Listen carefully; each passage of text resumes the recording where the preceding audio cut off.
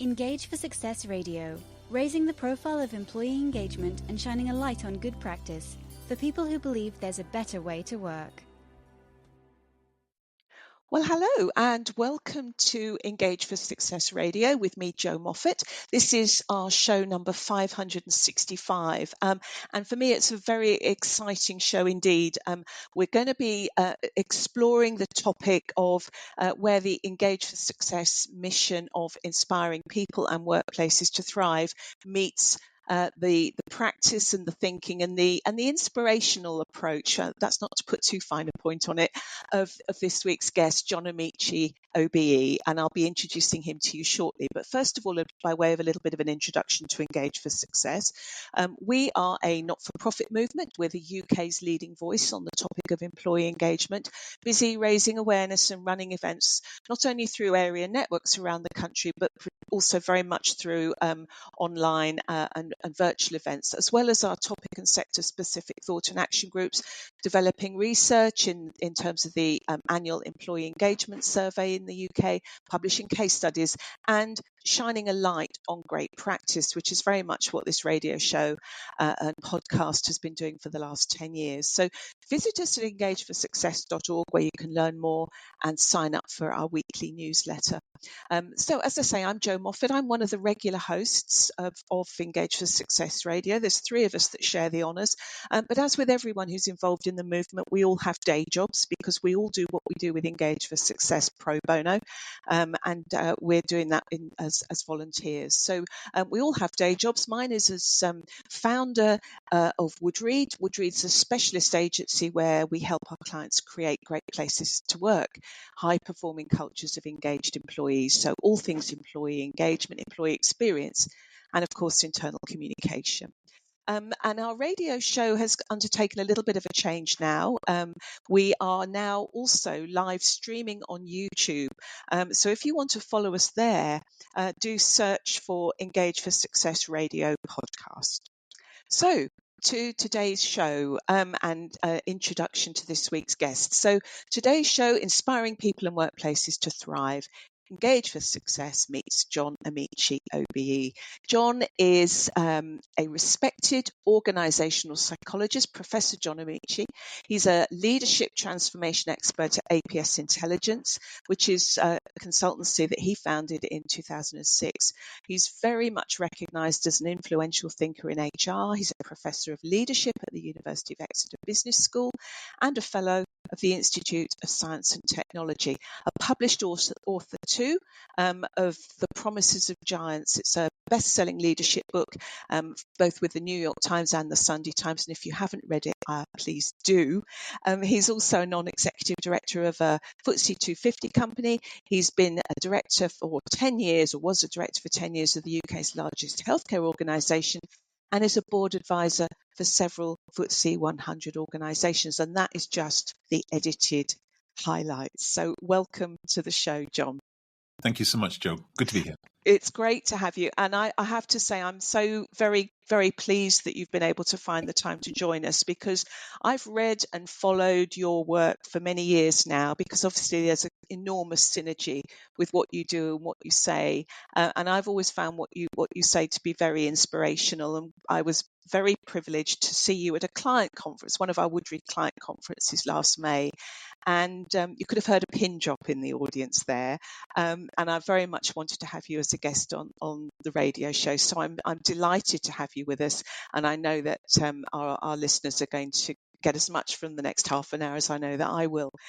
So first of all, common ground. Engage for Success's mission is inspiring people and workplaces to thrive. And your work for many years now, if you were to distill it down, has been about creating high-performing, ethical workplace cultures. So, we meet in the middle with an awful lot of common ground. We do indeed. Absolutely. So I guess perhaps I'd like to start with what inspired you to get to that place, John? Tell us a little bit of your story, because I kind of gave some of the headlines, but I'm well aware that there's been a longer journey along the way. So I knew I wanted to be a psychologist when I was 7 years old. Mm-hmm. I watched other people primarily my mother, who was not a psychologist. She was a doctor. She was a GP, what my mother would call a proper doctor. And Yeah. and I watched how she interacted with patients and realized at a very young age the impact that her presence had on them. Not just her technical skill, her ability, to put in a needle or to prescribe a drug, but the interaction she had, and not just with the individuals who might be sick, but with the broader family group, and sometimes with some people, even their larger community and faith groups that would be around them. And so for me, I knew I wasn't going to ever be one for cadavers and medical school. Right. But the idea that there was this impact you could have with knowledge I certainly didn't understand at that age, insights in theoretical concepts that I definitely didn't understand at that age, but with the personalized and purposeful use of your attention and presence. And it was intriguing to me at 7. It continued to be so, to such an extent that I knew I would be a psychologist. When I was doing my A-levels and O-levels, it wasn't a subject you could take. So, No. But when I got to university, I went to university in America, and it was the major that I chose immediately. It was the grad school work that I did immediately, though an interesting combination of them, because I actually started off with my master's not in organisational psychology, but in marriage and family therapy, which I still think to this day has set me up as a practitioner better than if I'd started off in organizational psychology.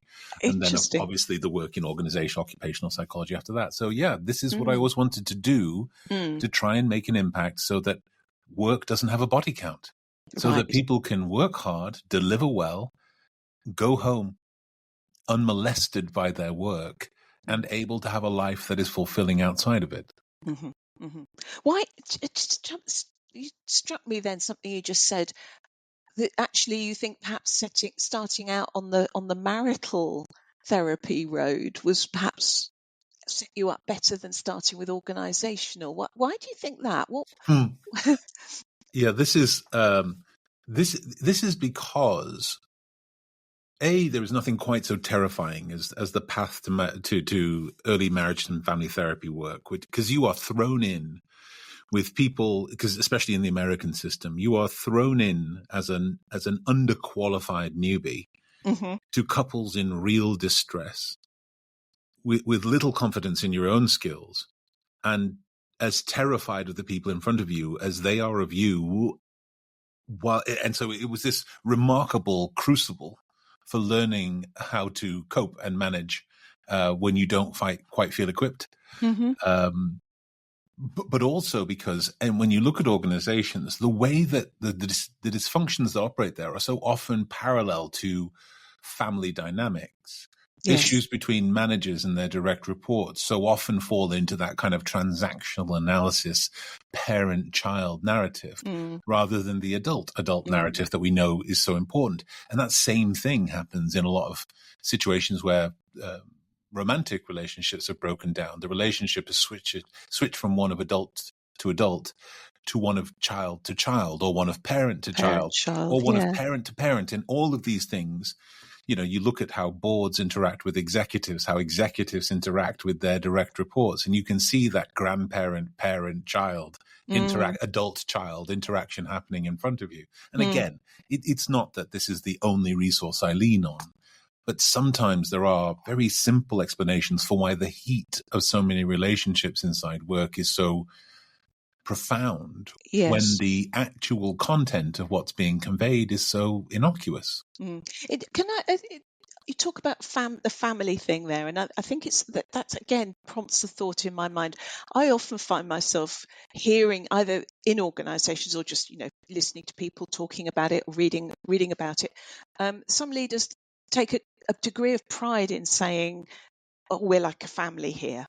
We're just like one big happy family," and yet then you hear other people will say to me, "Yeah, but I think we're a bit of a dysfunctional family actually, and families aren't always that great." So do you have a view on that? I mean, is it a good thing for an organisation to try and set out to be just one big happy family, or No. is there a significant difference? No. I mean, I have a strong view on this. I've talked about it many, many times. If people watch the missives that I throw out into social media, workplaces should never refer to themselves as a family.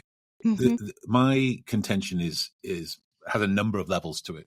One of them is that I think in the modern context, as in today, now very contemporarily, the use of the term family is a manipulation technique, a way to suggest that the time that you spend at work is somehow equivalent to the time that you might spend with your other family. And it allows your actual family to become your other family, which I think is unhelpful and manipulative and eventually short-sighted. That's one side of it. The other side of it is that you're not family because we don't fire our family members when costs are too high. We do not cancel aspects of workplace, of our family dynamic and culture that others have valued simply because the tides of public opinion have shifted. And so that's not what families do. We all, most of us, have family members who perhaps aren't seen to contribute quite as well as other family members, but we do not eject them in an actual physical sense for the most part. And it's not that there aren't good reasons for family members to be rejected, but normally it's not just because this one hasn't quite, reached the heights of excellence. I've got two sisters and they're both incredibly smart, and it would have been devastating for me if my mother had decided, as the not smartest person in my family, that I would be ejected because I haven't met some arbitrary mark. You haven't lived up to the expected level. Yeah, absolutely. No, it's fascinating. So, you were talking about going back to your mother there. It was your mother that inspired you, or observing your mother in her practice sort of inspired you to think this is something that I want to get involved in. So, taking that on a step, your work is around helping leadership teams create high-performing ethical workplace cultures. So how do you, in your turn, inspire leaders that you come into contact with? What do you try to encourage them to find something of inspiration within themselves and their own personal experiences, or are you trying to inspire them with sharing your insights and sharing your experience of other organizations, or is it a bit of everything? Well, the only me factor that I'm interested in people being inspired by is the fact that I am present and with them. I am not thinking about someone else. I am not working with somebody else's agenda, that they can trust that what they say to me is going to be private and confidential insofar as they don't plan harm to themselves or other people. That is the piece that I hope people will find engaging, perhaps not quite to the point of inspiration, but engaging and compelling. That's the only me factor that I think is important, because otherwise, if clients rely on me, whether they're as an organization or individuals within it, on me to be inspirational, it becomes a sugar rush phenomena where I come in and perhaps because of my rhetoric, perhaps because of the tone or timbre of my voice, somebody finds me compelling. And if that's the only thing that holds them, then when I'm gone, that sugar soon leaves the system. And like all of us, when we eat too much sugar, there's a wonderful moment where we feel compelled and energized and bouncing around the room. And then an hour later, there's that depression and sadness and guilt and something else that all hits us at once, and the kind of malaise that sets in. And I don't want to take people through that cycle of sugar rush, malaise, sugar rush, malaise. That's why intrinsic motivation and finding something that works for the individuals is so important. And that's the inspiration I want people to find. I want them to find inspiration through things like self-assurance, not confidence. Confidence is, God, it's bollocks. It was just, it's been absolutely weaponized as a concept, like many. But self-assurance, the idea that you have a certain and granular understanding of the skills, capabilities, and propensities that you have. And you also have a non-hyperbolic and also non-understated, accurate sense of the areas that you have challenges or weaknesses or areas to develop. That, to me, helps you be engaged and inspired, when you suddenly realize what you've got to offer if you were just to do this small change. So I want to center inspiration in other people so that the gravity of it doesn't leave when I do. So they maintain that, and it's a self-perpetuating, and they build on their own. It's in their own essence. Absolutely right. I mean, one of the things about I talk about this a lot because I think there's so much you can learn from children's literature and from science fiction and fantasy, right? And so I love things like Nanny McPhee, right? Many people, it's just a rip-off in some sense of Mary Poppins, but there's some lovely part of it, I think, that I very much took to my core when I first read the book and then saw the film with Emma Thompson, National Treasure. It was this idea that she talks to the people, she comes to these families that are in extreme dysfunction, and she arrives in their deepest moment of need. And so obviously this as a narrative for me is very romantic, but also feels apropos. And then she says, when you need me, I must stay. When you need me, I must stay. When you want me, I have to go. And that, I think, is the responsibility of, well, it should be the responsibility of all consultants, but certainly as a psychological professional, as a public health professional. That is what it should be. My job is not, however wonderful and compelling you may find our interactions, my job is to make sure that I become redundant. Yeah. Okay, so at the core, one of the core things that both you and certainly us at Engage for Success put great store by is the importance of values and the importance of not just what you stand for and believe in, but the way you behave to actually live those values. So leadership behaviours. And one of your quotes that I've always loved, and I'm probably mangling it a little bit, so forgive me, John, is that culture is defined by the worst behaviour a leader will tolerate. How did you come to that? Where did that come from? So I don't know. It's one of those things that I said it in a speech somewhere, and then somebody said, "Oh, that's clever." So, as with most of the things that I find that people are drawn to that I've said, it could well have gone completely unnoticed by me because it wasn't something that we sat down thinking, "Ooh, how do we come up with something pithy?" That's rarely how anything comes out of our organization, frankly. Yeah. But so somebody else drew it to my attention. I thought that's a really lovely soundbite to address the agency that I think leaders must engage with. Culture is defined by the worst behavior you tolerate. That's it. So what you do on a daily basis, those small things that you have often let go because you thought in and of themselves, this small thing is inconsequential. It suddenly, it restates and reevaluates the profound nature of these small incivilities, these small incongruences with the things that you say you stand for, and helps leaders to realize the profound nature of their role as custodians of culture. And that's why I really loved it. I just think it's a powerful way to help leaders realize the agency they have, and also to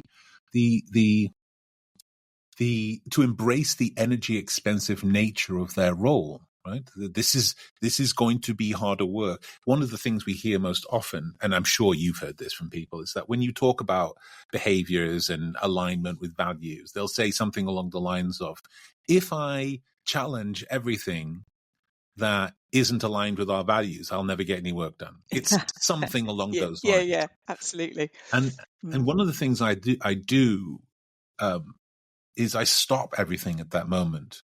Not to punish the person who said it, because they are a representative of a large group of people who mean and think this, but to say to them how profoundly broken your workplace must be if, in order to get people to operate in congruence with your values, you can't work. Yes. I think we need to level that at people and say, wow, really? Especially when so many people's values are so utterly banal. They could mean anything. Yes, absolutely. That's a shocking thing, isn't it? The sort of motherhood and apple pie values stuck on a poster on the wall with nothing rigorous underneath it. Because and actually values on their own mean absolutely nothing, do they? You know, totally meaningless. And it's how people behave that really matters. How those behaviours underpin their decision making, their Exactly right. policies, their processes. And we both have been talking about leadership and leaders, but do you see that cascading right the way down to the people team leader, to the shift manager, to the shift supervisor, in terms of everyone being on the lookout for the worst behaviour? Oh, yeah. Mm. One of the things that people mistake is that when I talk about leadership, and indeed when in the last book that I wrote, The Promises of Giants, when I refer to leaders there, I'm very explicit about the fact that this isn't about a named title, because leadership isn't a title. Mm. Leadership is a personal promise. So these are some things that I can promise everybody listening to this. If you, I don't know, as a woman, find yourself in a situation where there is a man imposing himself on you, whether that be in a bar or a bus or a train, and I am in that space with you, I will intervene, not because I think you are weak and need my protection, but because one of my values is that human dignity will not be impugned. And therefore I have no choice but to act, not to try and protect a damsel, because I do not think women, or indeed anybody, is intrinsically weak. I'm not protecting women when I do that. I'm protecting my principle that human dignity should not be impugned. And that's the promise I make. And it doesn't matter if I'm the conductor on the train. It doesn't matter if I'm in first class or economy. It doesn't, you know what I mean? It just doesn't matter, because the thing that I am there to defend is not the people in that dynamic, but the principle, because people are amazing and resilient and capable and adaptable and flexible in the right environment. But principles, these things are fragile. They are fragile, more fragile than in the last few days. Perhaps we have realized just how fragile principles are, that they can disappear off a website in a matter of seconds. Yes. According to political whim, that they can be shifted and changed, or the words rearranged, not for purposes of clarity or the protection of human dignity, but rather for economic convenience. That's how fragile they are, and that's why people have to stand up for them. Absolutely. Well, hopefully we'll have a couple of minutes towards the end to talk a little bit more about that specifically. But so you talked about what a lot of the time the leaders that you talk to say, well, if I spent all my time calling out the behaviours and not walking past all these little things, I'd never get any work done. Do you think, is that one of the biggest barriers that you see to persuading people that actually creating a people-centric environment will create a positive working environment? What are the other things that you think get in the way, John? So it's a symptom of what's getting in the way, because that is simply one of many excuses, right? Yeah. I'm a busy person. We're going through a transformation right now. I'm really focused on keeping my job amidst this transformation. I've got a deadline or a target to meet. All of these things are explanations at best and excuses at worst that get in the way of the fact that a fundamental duty of named leaders, at the very least in organizations, is a duty of care. And so all I am proposing, because often organizations and even people who talk to me or listen to me think that I'm somehow creating these rules of how people should operate, but I'm not. We simply examine the websites of our clients, and we look in there on the careers page, and we read how it says, managers, you'll love it here. We're a place where discrimination isn't allowed to happen. And I simply read that and I say, well, in order for that to be true, certain things must also be true. And if I don't see those other things being true, then you've just lied on your website, or your manager will take an interest in your career, said by organizations which have a 90% utilization demand on all their managers. And they give all their managers 20 20 direct reports, which just by numbers alone means they can't possibly spend any time with them on a monthly basis, which means you can't possibly take an interest in their career, because that's what that requires. Nobody thinks that taking an interest in your career means twice yearly appraisal. No. So this is what I mean. There's a bevy of excuses we can make, but it's not me trying to make everybody hit this ridiculously high standard. It's me reading what other people say they are and asking them to live up to that. And holding their feet to the fire and saying, well, holding them to account for the thing that they already said. You know what? Yes. When somebody says, oh, you're having a housewarming, it would be great. I'd really love to show up. I'm going to bring my partner. Love to celebrate with you because we know how important this is.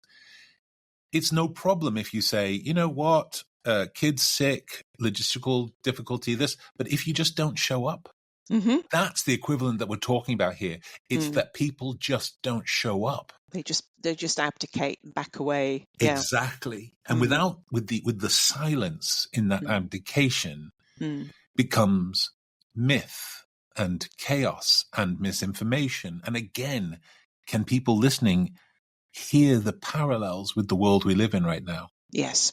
Yeah, absolutely. Well, let's move on to that, John, because I think it would be remiss of us actually not to touch on what's going on in the wider world in this session. Really, we talked about words on the wall, values being words on the wall. I saw an image on social media, but it was validated. I think it was in the Washington Post, of the wall at the FBI office that had got their values painted across it, and it was being painted over. Yep. And values are words on the wall, but they're not even that anymore if they're being painted over, let alone values being supported by the way people behave and the policies and the decisions and so on. And we are seeing some organisations scrubbing things from their websites and statements from their websites, and we're seeing that in the US. Are we seeing it in the UK? I'm not sure yet.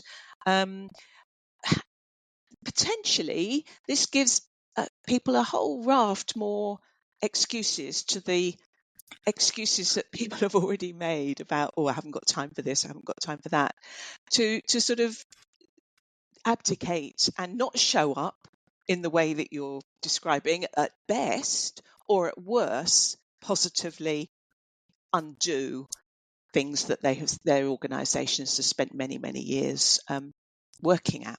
Yeah. So I suppose my question is a simple one to you, which is, how optimistic are you for the future?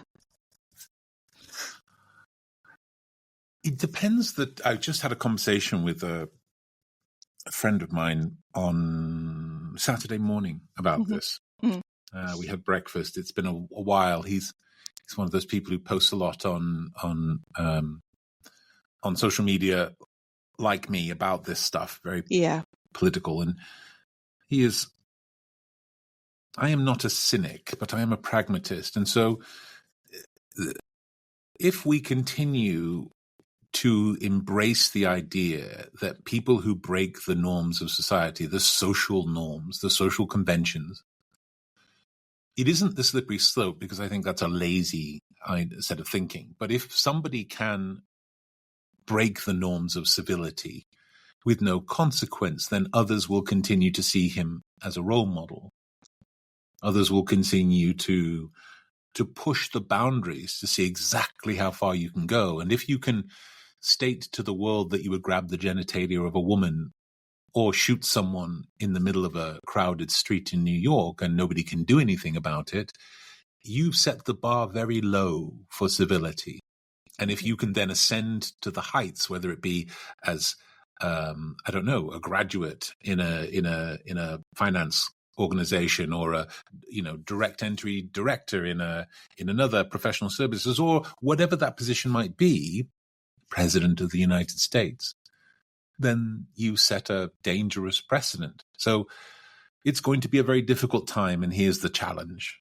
Many of the people listening to this will be unaffected by this difficult time, either because of your geographical location, or because of your the lack of interest people have in your identity. Mm-hmm. And then there will be some of us who have never not been subject to it. It's what makes this whole thing quite frustrating, actually, as a very, very large black man amongst other things. The idea that people have that racism somehow will now start affecting my life is a fascinating observation for me in other people. It makes me feel slightly incredulous and sad that people would have imagined that with a different president, life would be radically different, instead of realizing that whatever meager improvements were happening are now reversed in the first 2 weeks of a man's presidency, for example. And so I think it's now a question of how many people are willing to inconvenience themselves for the protection of a principle that they say they value. How many men are willing to inconvenience themselves and perhaps put their credibility and status at risk to ensure that the dignity of women is not impugned? How many straight people, cisgendered people, are willing to do that so that trans and gay people are not, their dignity is not impugned? How many white people are willing to do it so that the dignity of those who are not white is not impugned? And the answer so far is an incredibly small number. So am I positive? Those of us will continue to work as we've worked. Yes. But we will watch as others watch us. Yes. And those who think the same need to show up, don't they? And, going back to the point you were making earlier. Interestingly, I picked up something this afternoon, which was Costco. Costco in the States reportedly have had an absolutely overwhelming increase in people signing up for their services and for their account to be able to shop there, because they have publicly said, we are sticking with our DEI commitments. Yep. And they've lost a lot of people, but they've gained more than they've lost. Yep.